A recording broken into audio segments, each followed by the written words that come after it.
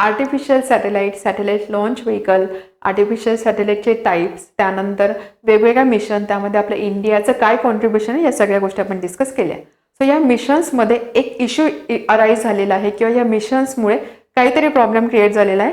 त्या इश्यूला आपण बोलतो स्पेस डेब्री. काय बोलतो आपण त्याला? Space debris.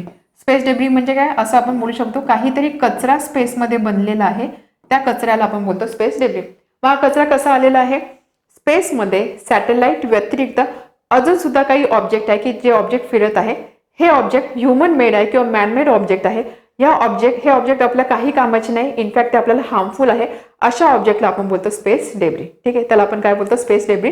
So space debris means waste object or junk objects which are man made objects floating around the earth in this space. For example earth आहे, त्या अर्थच्या around बघा इथे असे काही पार्ट्स किंवा काही ऑब्जेक्ट जे आहेत असे मूव्ह होत आहे की जे आपल्याला काही कामाचे नाही, इनफॅक्ट ते आपल्याला हार्मफुल आहे. सो त्याला आपण बोलतो space debris. Okay, so what is space debris? All non functional human made object orbiting the earth. अर्थच्या अराउंड जे काही ह्युमन मेड ऑब्जेक्ट आहे की जे आपल्याला काही कामाचे नाही किंवा नॉन फंक्शनल आहे, त्याला आपण बोलतो स्पेस डेब्री. मग स्पेस डेब्री आला कुठून? आपण तर फक्त सॅटेलाइट पाठवत आहोत, मग हे पार्ट्स कुठून आले किंवा हे ऑब्जेक्ट कुठून आले? सो त्याचे सुद्धा काही रिझन्स आहे. For example old satellite that don't work anymore. काही सॅटेलाइट असतात की जे काम करत नाही, ते स्पेसमध्येच राहणार आहे. स्पेसमध्ये राहत आहे, नॉन फंक्शनल ऑब्जेक्ट आहे, म्हणजेच काय त्याला आपण स्पेस डेब्री कन्सिडर करू शकतो. Another thing, broken parts of rocket use to launch satellite. Satellite launch करण्यासाठी जे रॉकेट यूज केले जातं त्याचे ब्रोकन पार्ट सुद्धा बनतात. हे जे ब्रेक झालेले पार्ट असतात ते स्पेसमध्येच राहतात. हे पार्ट म्हणजे अगेन काय झालं? नॉन फंक्शनल ऑब्जेक्ट झालं, म्हणजे अगेन स्पेस डेब्री. किंवा बऱ्याचदा असं होतं की ज्यावेळेस दोन सॅटेलाइट किंवा रॉकेट क्रॅश होतं एकमेकावर, त्यावेळेस पीसेसमध्ये ते ब्रेक होतात. हे जे पीसेस आहे, अगेन पीसेस आहे म्हणजे काय? हे सुद्धा वेस्ट मटेरियल असणार आहे. So this also form space debris. Microscopic chip of paint, म्हणजे बऱ्याचदा असं होतं की रॉकेटचा पार्ट म्हणा किंवा सॅटेलाइटचा पार्ट म्हणा, त्याच्यावरती जर काही पेंट असेल, अगदी खूप कमी थिकनेसचा जरी तो पेंट असेल, तो पेंट सुद्धा तसंच तो स्पेसमध्ये पडून राहणार आहे. So that will also consider as space debris. ठीक आहे, समजते? तर अशा पद्धतीने आपल्या स्पेसमध्ये सॅटेलाइट व्यतिरिक्त खूप सारा कचरा प्रेझेंट आहे. या जंक ऑब्जेक्टला किंवा वेस्ट ऑब्जेक्टला की जे मॅनमेड ऑब्जेक्ट आहे त्याला आपण बोलतो space debris. So according to एक स्टडी आहे, इस्टिमेशन आहे इन 2016 मध्ये हे इस्टिमेशन झालं. सायंटिस्ट बोलतात की जवळपास 2 करोड पीसेस आहे मोर दॅन लेंथ 1 सेंटीमीटरचे, म्हणजे 1 सेंटीमीटर पेक्षा जास्त लेंथ असणारे जवळपास 2 करोडचे पीसेस स्पेसमध्ये प्रेझेंट आहे की जे अर्थच्या अराउंड खूप फास्ट स्पीडने मूव्ह होत आहे. आता हा नंबर 2016 मध्ये होता, त्याच्यानंतर एवढ्या मिशन झालं, म्हणजे हा कचरा किती जास्त वाढणार आहे. आणि यामध्ये सुद्धा त्यांनी सांगितलंय 1 सेंटीमीटरपेक्षा जास्त लेंथचा, त्यापेक्षा कमी लेंथचा सुद्धा कचरा पॉसिबल असणार आहे. आणि यामध्ये आता प्रॉब्लेम असा आहे की स्पेस, आपण असं बोललो स्पेस तर एवढं मोठं आहे, मग या कचऱ्याचा काय प्रॉब्लेम? तर हे जे सगळे ऑब्जेक्ट्स असतात, हे जे पार्टिकल्स असतात, हे खूप फास्ट स्पीडने मूव्ह होत असतात, सुपर फास्ट मूव्ह होत असतात. सपोज हे एखाद्या सॅटेलाइटवर जाऊन पडले, म्हणजे ते सॅटेलाइट डॅमेज करू शकतात. सो असे बरेचसे याचे थ्रेट्स असतात. समजलं स्पेस डेब्री म्हणजे काय? सो स्पेस डेब्री म्हणजे थोडक्यात काहीतरी मॅनमेड ऑब्जेक्ट्स आहे की जे काही कामाचे नाही आहे, इनफॅक्ट ते हार्मफुल आहे, त्याला आपण बोलतो स्पेस डेब्री. फॉर एक्झाम्पल बघा, इथे हा सॅटेलाइट दाखवलेला आहे आणि त्यानंतर इथे हे असे छोटे छोटे हे पार्ट्स दाखवलेले आहे. ठीक आहे, याला आपण बोलू शकतो स्पेस डेब्री. सो याचा प्रॉब्लेम काय? Why it's a problem? The small pieces move super fast and can hit working satellite और स्पेसक्राफ्ट. सुपर फास्ट मूव्ह होता, हे काय वर्किंग सॅटेलाइट किंवा स्पेसक्राफ्टला हिट करू शकता. If they hit they can break or damage them. Hit केलं म्हणजे ते त्याला ब्रेक करू शकता किंवा डॅमेज करू शकता.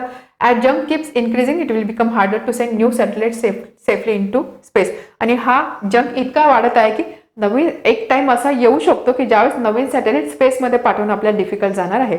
So it will become, as the junk keeps increasing it will become harder to send new satellite safely into the space. ठीक आहे, मग याच्यावरती सोल्युशन काय की आपल्याला स्पेस क्लीन करायचं आहे किंवा हे जे डेब्री आहे त्याला मॅनेज करायचं आहे.